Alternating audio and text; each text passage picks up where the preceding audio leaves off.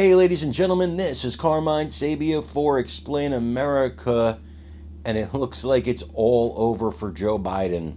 Before we get started, please make sure you like, comment, share, and subscribe. Those little things really help us out, and they help our channel continue to grow. And if you love Donald Trump as much as we do, smash that join button, become a member of this channel.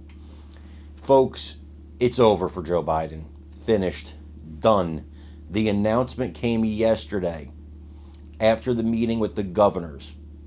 After Joe Biden met with the governors, the announcement that to me ends any chance of this guy, A, winning the presidency again in November if he stays in this race, but to me, it ends any chance of him staying in this race. In fact, his interview with George Stephanopoulos tonight, and think about this, it's pre-taped during the day, when he's lucid. But if he messes up, they said they're airing the unedited interview. If that's true, this interview, and I'm off topic for a second. I'm going to get back to the topic of what the announcement was. But to me, this interview is high risk, no reward. If he nails the interview and it's an A+, everybody's going to say, well, it was during the day. It was a pre-taped interview. Big deal. Doesn't move the needle.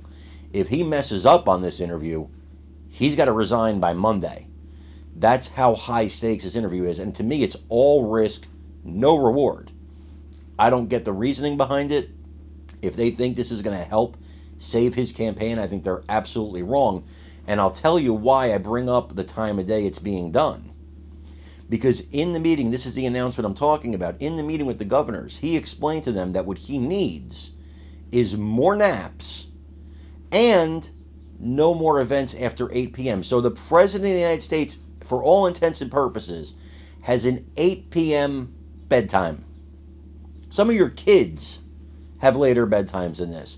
But the man running the free world has to be in bed by 8 p.m. Talks about jet lag from a trip he arrived back on 12 days ago. Talks about a cold that suddenly disappeared after the debate, like that night when he went to the Waffle House. Absolute ridiculousness. This announcement of the 8 p.m. bedtime, as far as I'm concerned, is a game ender. I want you to watch this video and let me know what you think in the comments. So one of the most interesting things about this, Joey, is the leaks we're getting, right? Because finally the media doing their job. So finally we're learning a little bit about what is going on behind the scenes.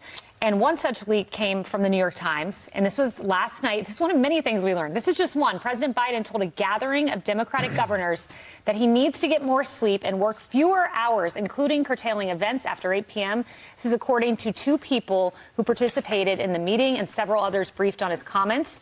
Now, the statement from the campaign in response to that is this. President Bush went to bed at 9. President Obama made dinner at 6:30.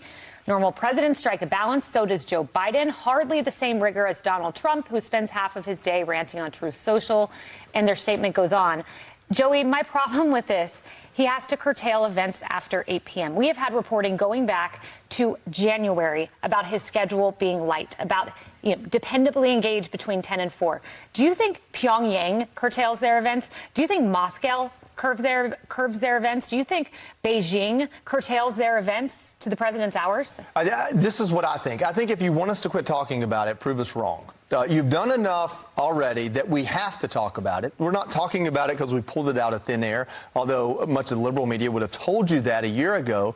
We're talking about it because it's every day, every time he makes a public appearance, and now every time someone talks off the record as an anonymous source about what they've witnessed from him. If you don't want us to pontificate as to whether or not you're cognitively there, it's easy. You just prove us wrong. You walk down that hall, you tell Karine Jean-Pierre to take a step to the side, and you answer questions, and all this goes away. If you don't do it, and you're serious about being president, that means you can't do it. And that means most of what we're saying is some level of truth about where he is. The right has known this, again, for 3.5 years. Yeah.